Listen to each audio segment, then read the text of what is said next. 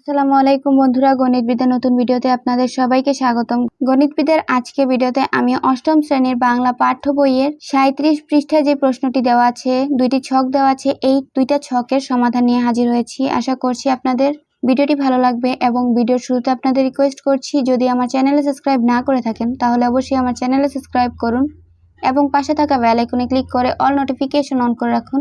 তাহলেই পরবর্তীতে আপলোড করা আমার ভিডিও আপনাদের কাছে সবার আগে যাবে এবং আপনাদের কাছে নোটিফিকেশন যাবে। 37 পৃষ্ঠা দেওয়া আছে দুইটি ছক। এটি হচ্ছে 2.3.1 লিখিত গদ্যে প্রমিত ভাষার ব্যবহার। রেলের পথ গল্প থেকে সর্বনাম শব্দ খুঁজে বের করো এবং নিচের ছকের বাম কলামে লেখো। এরপর সর্বনামগুলোর প্রমিত রূপ ডান কলামে লেখো। কাজ শেষে সহপাঠীদের সঙ্গে মিলিয়ে নাও এবং প্রয়োজনে সংশোধন করো। দুইটা কলাম দেওয়া আছে। বাম কলামে গল্পের ব্যবহৃত সর্বনাম লিখতে হবে এবং ডান কলামে শব্দের প্রমিত রূপ লিখতে হবে। এখানে প্রথমটি সমাধান করে দেওয়া আছে। এখানে প্রথম শব্দটি হচ্ছে তাহার আর এর প্রমিত রূপ হচ্ছে তার।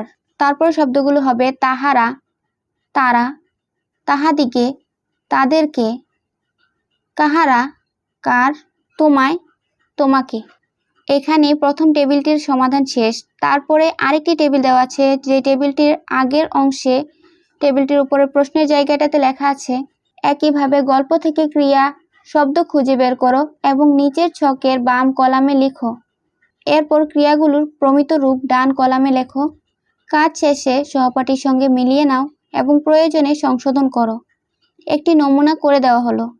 এখানে একটি নমুনা করে দেওয়া আছে, যেটির আনসার হচ্ছে এই বাম কলামে দেওয়া আছে গল্পে ব্যবহৃত ক্রিয়া শব্দ, যে শব্দটি হচ্ছে আসিয়া ছিল, এবং ডান কলামে দেওয়া আছে শব্দের প্রমিত রূপ। আসিয়া ছিল এর প্রমিত রূপ হচ্ছে এসেছিল।